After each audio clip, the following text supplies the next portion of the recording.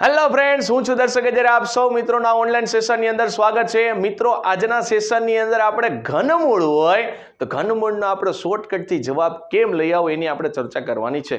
Generally આપણે શું કરતા હોય તો ઘનમૂળ માટે આપણે અવયવીકરણની મેથડ છે એનો આપણે ઉપયોગ કરતા હોય અને અનુમાનની રીત છે એનો આપણે ઉપયોગ કરતા હોય। આપણે એ જ વસ્તુનો આપણે ઉપયોગ કરીને ડાયરેક્ટ શોર્ટકટથી છે એ જવાબ લઈ આવવાની ટ્રાય કરશી અને એ બિલકુલ કેવો હશે મિત્રો, સાચો જવાબ જ હશે। બરાબર છે? તો આજના સેશનની અંદર ખાસ જે મહત્વપૂર્ણ જે ઘનમૂળની જે શોર્ટકટ છે ને એની આપણે ચર્ચા કરવાની છે। ચાલો વન બાય વન સૌથી પહેલા આપણે જોતા જઈએ કે ભાઈ ઘનમૂળની જે શોર્ટકટ છે એના માટે સૌથી પહેલા તમારા ટેબલ છે યાદ રાખવું પડશે અને એ ટેબલ હું તમને યાદ રખાવીશ કેમ યાદ રાખવું। ગોખવાનું છે, જરાય ગોખવાનું નથી। ઓલરેડી આપણે વર્ગમૂળની અંદર કેમ આપણે ટેબલ જોયું હતું, બસ એવી જ રીતના આની અંદર આપણે ટેબલ જોશી। સૌથી પહેલું તમને 1 થી 10 છે ને એના તમને ઘન આવડતા હોવા જોઈએ। તો 1 થી 10 ના ઘન તો સાહેબ આવડે ને। જો 1 નો ઘન કેટલો થાય? 1 થાય। 2 નો ઘન કેટલો થાય? તો કે 8 થાય। 3 નો ઘન કેટલો થાય? તો કે 27 થાય। 4 નો ઘન કેટલો થાય? તો કે ભાઈ 64 થાય। 5 નો ઘન કેટલો થશે? તો કે ભાઈ 125। પછી તો કે 6 નો ઘન કેટલો થાય? તો કે 216। 7 નો ઘન કેટલો થાય? તો કે 343। 8 નો ઘન કેટલો થાય? તો કે 512। 9 નો ઘન કેટલો થાય? તો કે ભાઈ 729 અને 10 નો ઘન કેટલો થાય? તો કે ભાઈ 1000। હવે આમાં આપણે એકમના અંકનું જ કામ છે।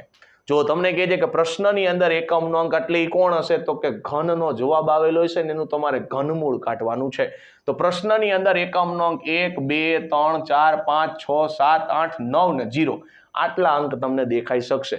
તો જવાબમાં એકમના અંક કોણ આવશે? 1 8 7 4 5 6 3 2 9 ને 0।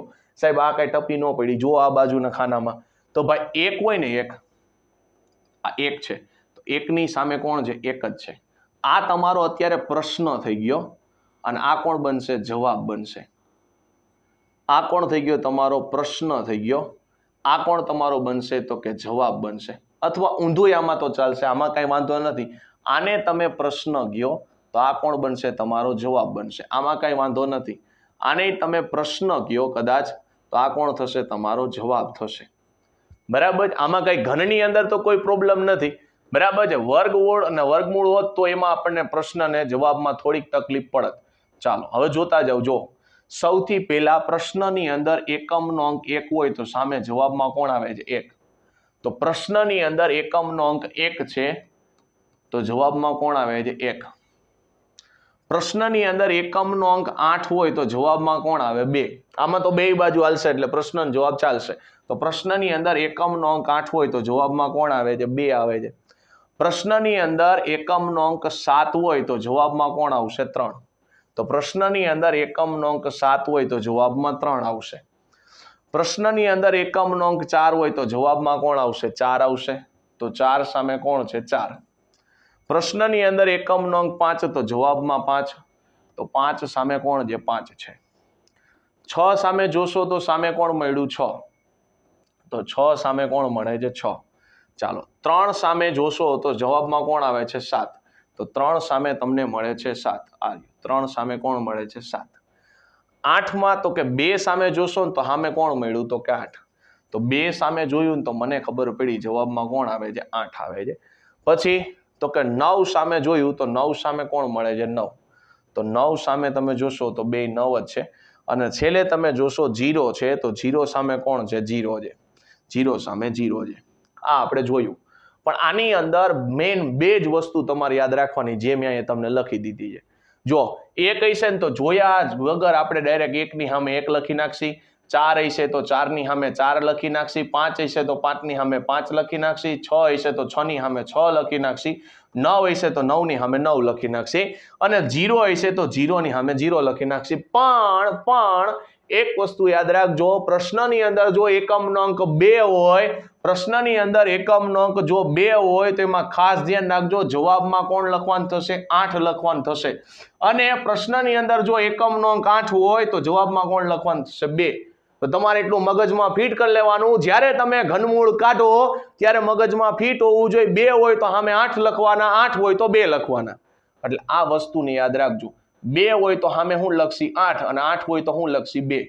એવું એક બીજું પરિણામ કે 3 હોય તો સામે આપણે શું લખવાનું થશે 7 લખવાનું થશે અને 7 હોય તો આપણે શું લખશી 3 લખશી આને પણ મગજમાં ફિટ કરી દેજો 3 હોય તો આપણે 7 લખશી 7 હોય તો 3 લખશી તો આના ઉપરથી બાકી બધે શું આવશે બાકી બધે એના એ જ અંક આવશે તો ખાલી મારે સાહેબ યાદ શું રાખવાનું તો 2 દેખાય ને 8 લખી નાખવાના અને 8 દેખાય તો 2 લખવાના બીજું 3 દેખાય તો 7 અને 7 દેખાય તો 3 રેડી તો આને એક ધ્યાનમાં રાખજો કે ભાઈ જો 2 દેખાય તો 8 લખવાના અને 3 દેખાય તો 7 લખવાના ઊંધું 7 દેખાય તો 3 અને 2 દેખાય તો કેટલા તો કે 8 ચાલો ક્લિયર આને એક વસ્તુ ધ્યાનમાં રાખવાની રહેશે હાલો 1 બાય 1 છે આપણે જોતા જઈએ સૌથી પહેલા આપણે ઘન કરવાનો છે શોર્ટકટ થી જોતા જઈએ ચાલો ભાઈ ઘનમૂળ આપણે કરશી સૌથી પહેલું જો પહેલું એકમનો અંક છે એ જોવાનું એકમનો અંક કેટલો છે 1 છે એકમનો અંક કેટલો છે 1 કોઈને પૂછ્યા વગર આપણે 1 લખી નાખશી અહીંયા એકમનો અંક કેટલો 4 4 હોય તો આપણે ખબર છે 4 જ લખવાનું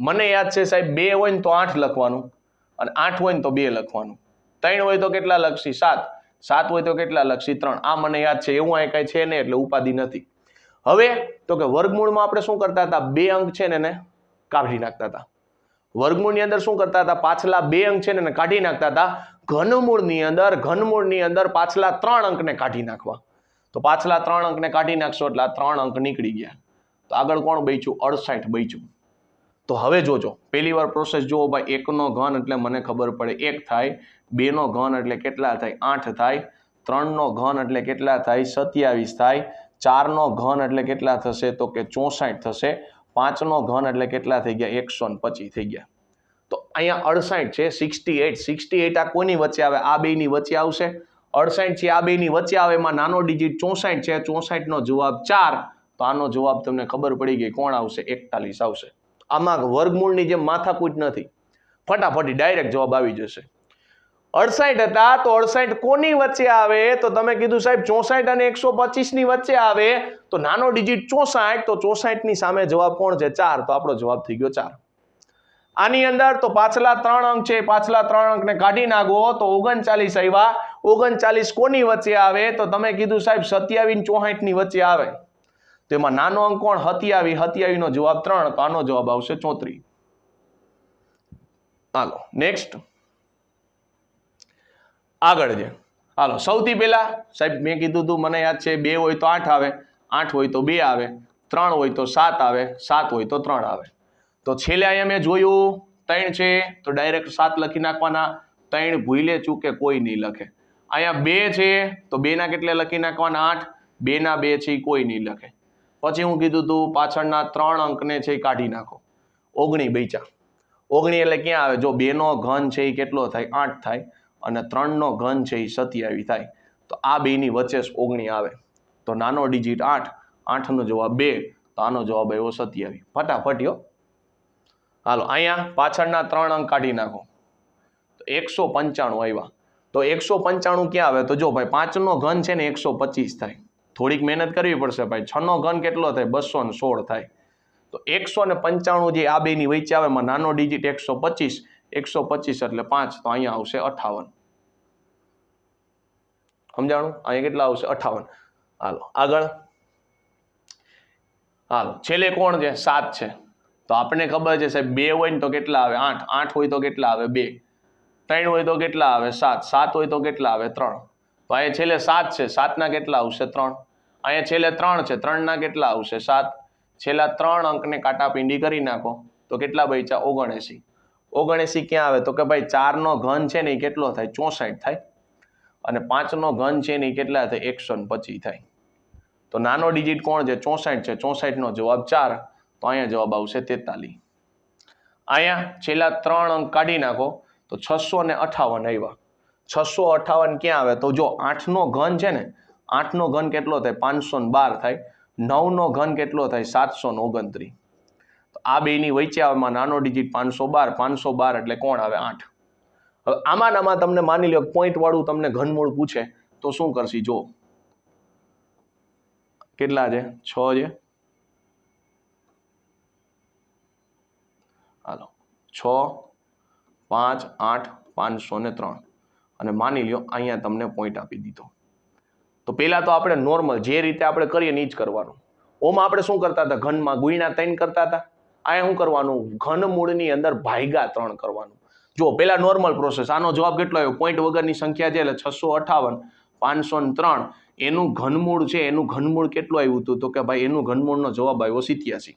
પણ મને ખબર પડી કે સાહેબ અહીંયા પોઈન્ટ છે, અહીંયા શું છે તો કે પોઈન્ટ છે, તો આપણે શું કીધું, પોઈન્ટ પછી કેટલા ડિજિટ છે, 3 ના ગુણાંક નહીં છે, પોઈન્ટ પછી 3 ડિજિટ છે, તો આપણે શું કરશું, એને 3 વડે ભાગી નાખવાના, તો જવાબ કેટલો આવ્યો 1. એનો મિનિંગ એવો, પાછળથી 1 ડગલું આગળ હાલો તો આનો જવાબ આવે 8.7.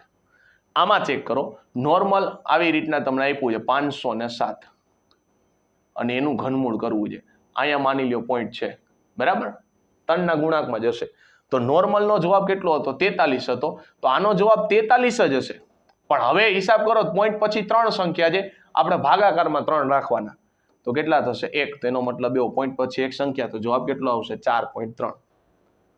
સમજાય છે? પછી નેક્સ્ટ શું છે મિત્રો, તો ત્યાર પછી નેક્સ્ટ જો તો એકમનો અંક આ કોણ છે, તો એકમનો અંક 7 છે. 7 ને જોઈને મને યાદ આવે કેટલા આવશે, તો કે 3 આવશે. આ એકમનો અંક કોણ છે, તો કે 4 છે. 4 ને જોઈને મને કઈ યાદ નથી આવતો, ત્યાં કેટલા લખશી, 4 ના 4 એમને લખશી. આગળ વધીએ, હાલો, કેટલા છેલ્લા 3 અંકને કાટાપિંડી કરી નાખશી, 250 વૈધા, 250 એટલે કેટલા થાય મિત્રો, તો કે 6 નો ઘન છે ની કેટલો થશે, તો કે 216 થાય. 7 નો ઘન કેટલો થાય, તો કે 343 થાય. નાની સંખ્યા કેટલી છે, તો કે 216 છે. 216 એટલે જવાબ કેટલો આવશે 6. જવાબ કેટલો આવી ગયો 63. હાલો, અહીંયા છેલ્લા 3 અંકને કાટાપિંડી કરશો તો જવાબ કેટલો આવે 830 આવે.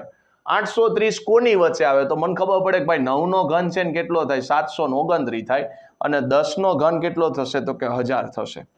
એમાં નાનો અંક છે 729, 729 નો જવાબ 9 આવે, તો અહીંયા 9 થઈ ગયા એટલે જવાબ કેટલો આવશે 94. માની લ્યો આ જ સંખ્યાને તમને આમ પૂછે તો 0.830 584 અને એનું તમને કે ઘનમૂળ કાઢવાનું છે, તો રેગ્યુલરમાં જવાબ 94 આવતો એટલે આનો જવાબ 9 અને 4 જ આવશે. પોઈન્ટની હિસાબ કરવાનો બાકી છે, તો પોઈન્ટ પછી કેટલા, તો કે 6 ડિજિટ છે, એનો ત્રીજો ભાગ એટલે કેટલા થાય 2 થાય. પોઈન્ટ પછી કેટલા ડિજિટ, 6 ડિજિટ છે, તો એનો ત્રીજો ભાગ કેટલો થાય 2 થાય, તેનો મતલબ એવો કે આમાં આપણે છેલ્લેથી 2 ડગલાથી આગળ હાલવાનું થશે, તો 1 અને 2, તો પોઈન્ટ અહીંયા આવી જશે. જવાબ કેટલો થશે, તો કે 0.94. ચાલો, ક્લિયર થઈ જાય. નેક્સ્ટ, તો મિત્રો અહીંયા આપણી થેન્ક યુની સ્લાઇડ આવી ગઈ. તો આજના સેશનની અંદર આપણે ધમાકેદાર છે ઘનમૂળની જે શોર્ટકટ હતી એની આપણે ચર્ચા કરી. ખાસ આની અંદર 2 વસ્તુ તમારે મિત્રો યાદ રાખવાની થશે. કઈ 2 વસ્તુ, તો જ્યારે તમને મિત્રો 2 આપે ને એકમનો અંક, તો આપણે લખશી 8, 8 આપે તો કેટલા લખવાના 2, એકમનો અંક 3 આપે તો કેટલા લખવાના 7, અને 7 આપે તો આપણે શું લખશી 3. બાકી બધામાં શું લખવાનું, તો બાકી બધાનો એકમનો અંક જે છે એનો એ જ લખશી. છેલ્લેથી 3 અંક છે એને કાઢી નાખવાના. આગલા જેટલા બચે કોની વચ્ચે આવે છે ઘનની અંદર, એ ડિજિટ જોઈને એનો નાનો ડિજિટ છે એનું ઘનમૂળનો જવાબ લખવાનો. બરાબર, આજ આપણે પ્રોસેસ કરી. તો આજનો અહીંયા ચેપ્ટર છે, એટલે કે આજનો જે અહીંયા સેશન છે એ સેશન અહીંયા આપણે પૂરો કરીએ છીએ. મળીશું મિત્રો નેક્સ્ટ સેશનની અંદર. Thank you.